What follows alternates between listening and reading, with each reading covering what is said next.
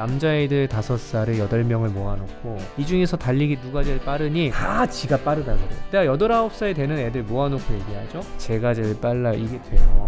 5살 기준으로 배워야 되는 것은 이런 거예요. 너가 싫어도 이게 규칙이면 따라야 되는 거야. 너 졌는데 이렇게 화내고 승부욕 보이지 말고 네 마음 조절해. 이거는 5살한테 무리한 요구인 거예요. 네.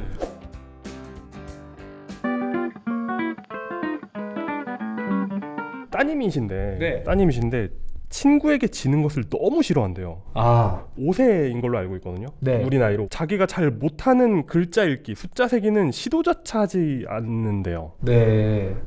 이걸 어떻게 해야 될 것이냐 이런 걸 물어보셨고, 놀고 먹고 사고 싶은 거 다 사고 완전 뜻대로 살고 있다. 근데 어떻게 해야 될지 모르겠다 이렇게 말씀하시거든요. 일단 이런 문제는 우리가 이 문제의 본질을 잘 봐야 돼요. 네. 이 문제는 네. 잘못 키운 게 아니고 네. 5살이라 그런 거예요. 어려서. 네. 5살은 그게 객관적으로 안 보이는 시기예요. 5살과 9살의 차이를 말씀드려 볼게요. 네. 남자애들 5살을 8명을 모아놓고 이 중에서 달리기 누가 제일 빠르니? 그러면 다 지가 빠르다 그래요. 제가 제일 빨라요. 네. 그 누가 힘이 제일 세니? 제가 제일 빨라, 제일 세요. 다 이렇게 얘기해요. 네. 내가 8, 9살 되는 애들 모아놓고 얘기하죠. 네. 이 중에 달리기 누가 제일 빠르니? 제가 제일 빨라 이게 돼요. 객관화 시켜서 나를 바라볼 수 있는 나이가 조금 시간이 더 흘러야지 돼요. 근데 그거를 네. 5살에게 이걸 가르치겠다고 너무 승부를 보면 안 되고 이 결에 따라서 네. 조금 다르긴 하거든요. 네. 근데 물론 이게 기본적인 건 그거예요. 근데 추가적인 걸 보자면 이제 이런 친구들 이런 것들 조금 더 나아지게 하려면 너가 싫어도 참아야 되는 게 있는 거야는 가르쳐야 돼요. 5살 기준으로 배워야 되는 것은 이런 거예요. 너가 싫어도 일단 이게 규칙이면 따라야 되는 거야 정도를 배울 수 있는 나이예요. 그러니까 우리가 5살한테 가서 너 졌는데 이렇게 화내고 승부욕 보이지 말고 네 마음 조절해. 이거는 5살한테 무리한 요구인 거예요. 네. 어른한테도 어려운 어른들한테도 어렵죠. 네. 우리 술자리에서 보면 작은 거 하나로 막 목숨 거시는 분들 보면 우리도 잘 안 되는 걸 아이에게 강요하지 말자. 내가 이 감정 때문에 갑자기 판을 뒤집는다. 안 해! 막 이렇게 하면 네. 그건 가르쳐야죠. 그러니까 5살은 그걸 배울 수 있어요. 감정이 안 좋지, 지니까 기분 되게 안 좋지, 잠깐 아빠한테 와봐. 눈 보고 되게 속상했어? 그 마음은 알아. 그런데 그렇다고 게임을 방해하면 안 돼. 이 2가지 분리해서 가르칠 수 있어요. 그냥 가르치면 돼요. 그렇게 이야기하면 알아듣나요? 그냥 알아듣는다는 것보다는 이걸 계속 이렇게 해주죠. 정리가 좀 빨라져요. 그러니까 아이도 그게 필요한 거예요. 가이드가 좀 필요해요. 어디까지 되는지 어디까지 안 되는지 3살부터 느껴요. 이거는 말을 못 알아들어도 수신호로 알아요. 안 돼. 네.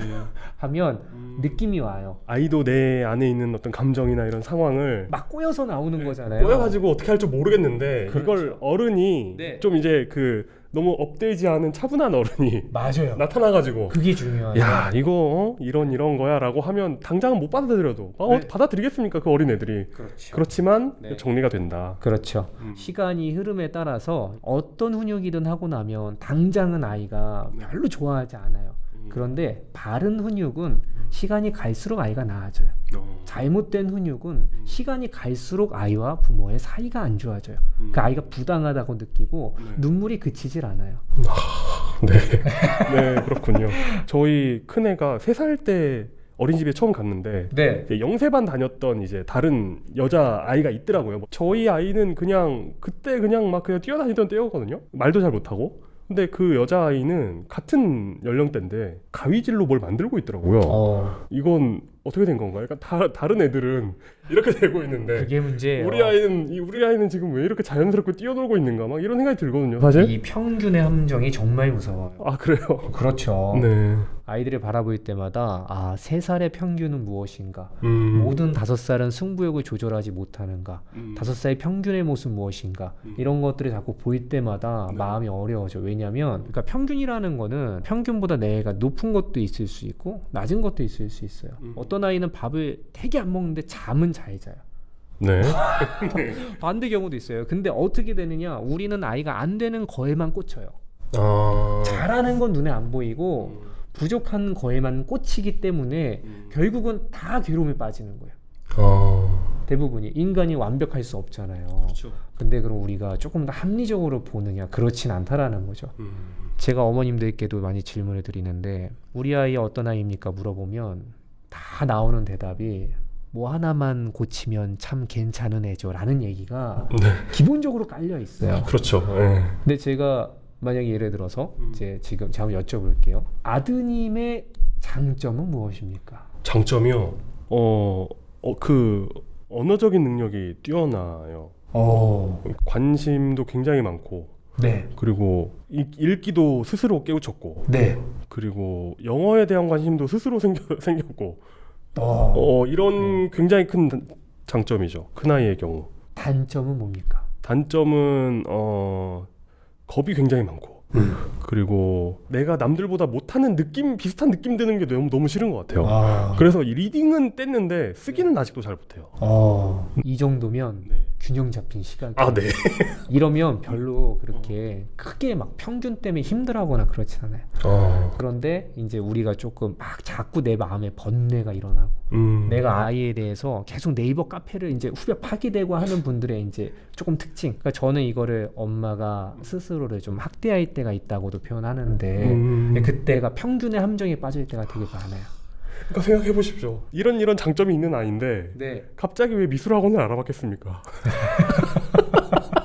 애들 키우는 집은 집에 막 그 낙서가 막 돼 있잖아요. 네. 낙서도 하나 없이 깨끗했어요. 그러니까 손에 뭘 잡으려고를 하지 않았어요. 이름조차 쓰려고 하질 않아가지고 네. 이걸 어떻게 해야 되나 해가지고 알아보다가 결국 다니게 된 거거든요. 이런 게 이제 인지 능력이 높은 친구들이 그런 경우가 좀 있어요. 그러니까 예를 들면 사람이 아이가 뭔가 낙서를 하고 그 낙서가 발전해서 작품이 되려면 단계가 있어요. 근데 동그라미 그려놓고 이게 돼야 되나? 동그라미 그리고 엄마야 이거 좋아하는 게 돼야 되는데 동그라미 그리고 엄마 아니야 이거. 이건 내가 인지가 빠르면 그죠? 나 이 정도밖에 못하나? 그러면 이제 놔버리는 친구들이 있어요. 이제 이런 경우에 친구들이 이제 우리가 보기에 뭐 흔히 왜 얘 표현을 안 하지? 창의력이 좀 낮은가? 이런 친구들이 보면 반대로 인지 능력이 높아서 그런 경우가 있어요. 반대로 내가 내 걸 너무 평가하는 거예요. 스스로 빨리빨리 평가하는 거예요. 이런 친구들은 좀 어떻게 하는 게 도움이 되냐면 인지할 수 없는 그림을 자꾸 그리게 하면 도움이 돼요. 쓰나미, 태풍, 허리케인. 잘 그리든 못 그리든 티가 안 나는 거. 인지할 수 없어요. 이런 거는. 이 그리면 아이들은 계속 시각적으로 평가하죠.